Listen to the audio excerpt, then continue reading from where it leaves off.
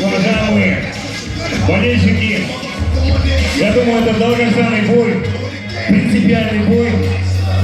Два лучших бойца весовой категории 57 килограммов. Оба представляют Кыргызстан. Очень-очень долгожданный бой. Бекишев Арилев, Базилов Муза.